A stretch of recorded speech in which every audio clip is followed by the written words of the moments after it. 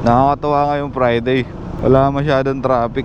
Walang traffic sa amin sa Bloodway, walang traffic sa may Lucky Gold, walang traffic sa Rosario, walang traffic sa IPI.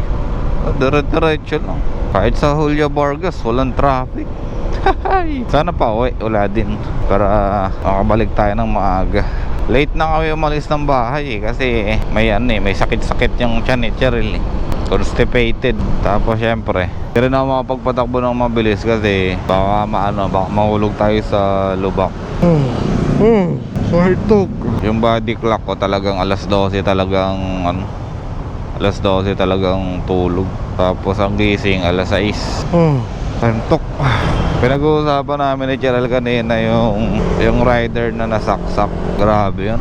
Yung kapalaran talaga ng tao, hindi mo masasabi. Naghahanap buhay ka, pero kung ano yung hanap buhay mo, kung saan ka nabubuhay, doon ka rin mamamatay. Diba? Saklap. Saklap ng ganong pangyayari sa buhay. Tapos yung mga behind story pa ng buhay mo, lalo pang nagpadiin ng kwento.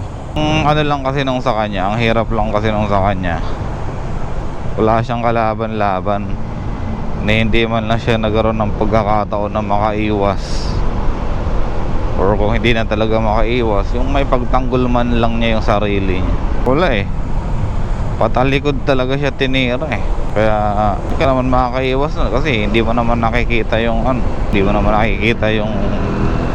atake sa'yo, hindi mo naman nakikita yung kutsilyo. Pero grabe din talaga yung risk ng mga rider natin, no? Mga Lala Move, mga Grab Taxi, mga courier. Iba yung nila, iba yung risk ng trabaho nila. May hazard pay kaya sila? Yung mga nasa MC Taxi. Meron kaya silang allotted na na hazard pay. Sa mga company kasi mayroong ganun lalo na yung mga trabaho na talagang mako-compromise talaga yung buhay. Kagaya ng mga yung mga nagtatrabaho sa labas ng building, yung mga nagpupunas ng ng mga bintana, yung mga naglilinis ng bintana. Hazard yun, tsaka high risk yung trabaho nila. Mga lineman ng Meralco, yung mga gumagawa ng kable, mga live cable, tapos mga lineman. Matindi rin ang hazard dun. Di ko lang sure kung may hazard kasi ang mga riders kasi, based dun sa one day experience ko, ang hatian sa kita or sa mga fare, sa mga pamasahe is 80-20. 80 sa'yo, yun yung 80 na hindi buo, kasi hindi naman siya talaga buo.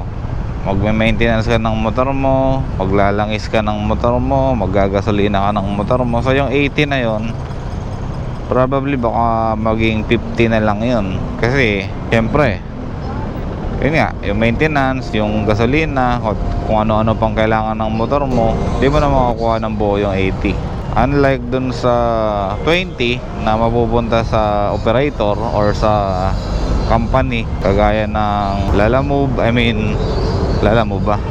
Grab, Move It, Angkas, Joyride, mga ganun. Yung 20 sa kanila na yun, mapupunta sa company yun, buo. Di ko nga alam ngayon kung 20 pa rin o nagtaas na kasi before alam ko 20 lang. Wala na akong balita dyan, di naman na ako bumabiyahe. One day nga lang yung ride ko. One day ride lang Tapos sabi ko pa kay Cheryl kanina. Kaya sabi ko ang hirap makipag-away sa kalsada. Ang hirap nang makipag-diskusyonan sa kalsada. Kasi sa isang iglap, pwedeng masira yung buhay mo Habang may nakaaway ka na siraulo. Yung siraulo na yun, wala namang manghihinayang sa buhay nun Siya mismo, hindi siya manghihinayang sa buhay niya. Pero ikaw, na mayroong mga responsibilidad sa buhay, kapag nakipag-away ka at namatay ka, or ikaw yung nakapatay tapos makukulong ka, wala, sira pa rin ang buhay mo. Kaya mas maganda pag nandito tayo sa kalsada, mas na lang tayo, mas kalmado na lang tayo. May magpapainit talaga ng ulo mo, pero dapat matindi ang control mo sa sarili mo pag ganyan. Pero yung kanya naman kasi, yung sa Move It Rider, ibang kaso naman kasi yun. Siyempre hindi niya naman pinili yun, hindi niya naman ginusto yun. Nakatalikod ka pa, wala kang pagkakataon na makaiwas or makalaban man lang, ma-idepensa mo yung sarili mo. Wala siyang wala siyang pagkakataon, walang naibigay sa kanyang pagkakataon para masalba yung buhay niya. Kaya sa mga rider dyan, yung mga bumabiyahe sa kalsada, talagang ingat-ingat. Talasan natin yung pakiramdam natin, talasan natin yung instinct natin, lalong-lalo na sa mga sinasakay natin na pasahero. Ito kayang gantong pangyayari, ano kayang magiging action ng mga platform dito? Joyride, Move It, Angkas, ano kayang magiging action nila dito? Curious lang ako. Kasi for example, ako rider ako, tapos napansin ko or naramdaman ko na parang kakaiba tong pasahero na to, ika-cancel ko siya. Ngayon, pag kinancel mo kasi yung ride, mape-penalty ka ng mape-penalty ka ng app, mape-penalty ka ng company.